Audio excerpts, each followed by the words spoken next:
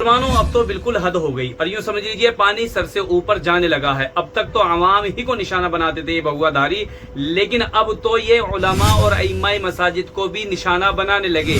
आज उत्तर प्रदेश के अलीगढ़ से खबर ये निकलकर सामने आई, एक मस्जिद के इमाम साहब मस्जिद से निकल रहे थे और 10-12 गुंडे भगवाधारियों ने घेर लिया उनको और जयसार का नारा लगाने पर मजबूर किया। वहां पर इमाम साहब ने जुर्अत तो दिखाई, लेकिन चूंकि वो अकेले होने की वजह से उनका मुकाबला न कर सके, जिसकी वजह से भगवाधारी गुंडों ने अब बाकायदा उन पर इतना तशद्दुद किया कि इमाम साहब अब बाकायदा जेर इलाज है। अब उनके गांव वाले, उनके मुक्तदी हजरात और उनके जो खैरखा, उनके जो दोस्त अहबाब है, वो क्या कहते हैं, आप पूरी वीडियो को लास्ट तक जरूर देखिए और इस वीडियो को ज्यादा से ज्यादा शेयर कीजिए ताकि उत्तर प्रदेश का जो पुलिस प्रशासन है वो इन गुंडों पर जो तशद्दुद कर रहे हैं, मॉब लॉन्चिंग कर रहे हैं और आवाम को भी वो निशाना बनाते हैं और खवास को भी निशाना बनाते हैं, ऐसे लोगों के खिलाफ कड़ी से कड़ी कानूनी कार्रवाई होनी चाहिए। लिहाजा आप हैशटैग भी करें यूपी पुलिस को और साथ ही साथ में इस वीडियो को शेयर भी। ये जो घायल हमारे पीछे हैं, एक मस्जिद के इमाम साहब हैं। जैसा कि गांव के लोगों ने मुझे सूचित किया कि इस तरह का मामला हुआ है कि हमारे इमाम साहब को 10-12 लोगों ने पीटा है और उनके साथ जो है मतलब उनको मारने की पूरी कोशिश की गई है।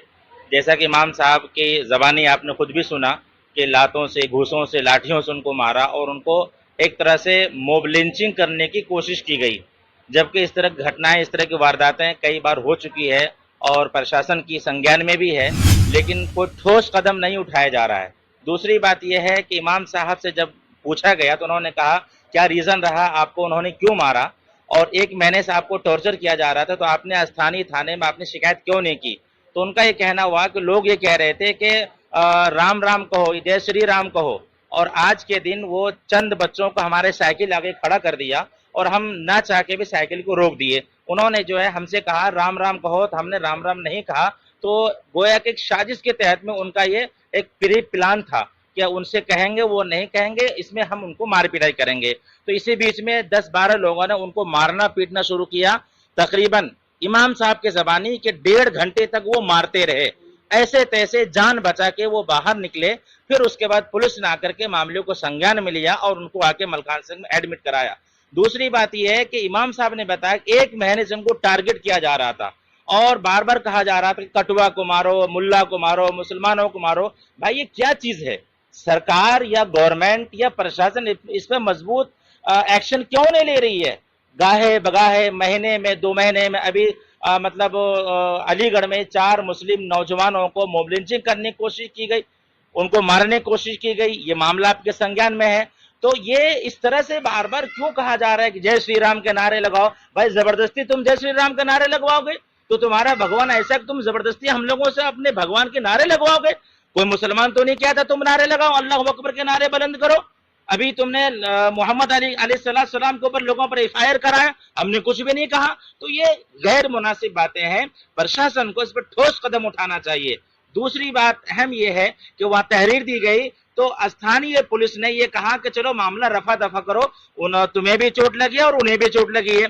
जब एक तरफ एक आदमी हो और दूसरी तरफ 10 या 12 आदमी हो तो साफ जाहिर होता है कि सामने वाले को चोट नहीं लगी है, वो दिफा में लगी होगी। अब दूसरे को जब मार रहे होंगे तो उनकी वजह से उनको चोट लगी होगी। तो पुलिस ने जो मामले को वहीं रफा दफा करने की कोशिश की है, हालांकि पुलिस की यहाँ पर लापरवाही है, मुकम्मल तौर पर लापरवाही है। इसलिए मैं प्रशासन से एक अपील करना चाहता हूं कि फौरी तौर पर इस पर एक्शन लिया जाए और मोब लिंचिंग करने की जो कोशिश की है और एक आदमी को 10 आदमी 12 आदमी मिलकर के मारे, उसी को हुजूमी तशद्दुद कहा जाता है, उसी को मोब लिंचिंग कहा जाता है। इस मोब लिंचिंग के ताल्लुक से मेरा यह कहना है जितना जल्द हो सके इस पर एक्शन लिया जाए और जिन लोगों ने इसकी मार पिटाई करने की कोशिश की है उनको सख्त सजा दी जाए और उनके खिलाफ सख्त कार्रवाई हो, मेरा ये मानना है। और तमाम स्थानीय गांव वालों को ये कहना है कि इमाम साहब के साथ जो मार पिटाई हुई है वो एक कौम के मुक्तदा है, मुक्तदी के मुक्तदा है इमाम साहब, और इमाम साहब पूरे गांव के वो रहनुमा होते हैं। जब हमारे रहनुमा सही सलामत नहीं है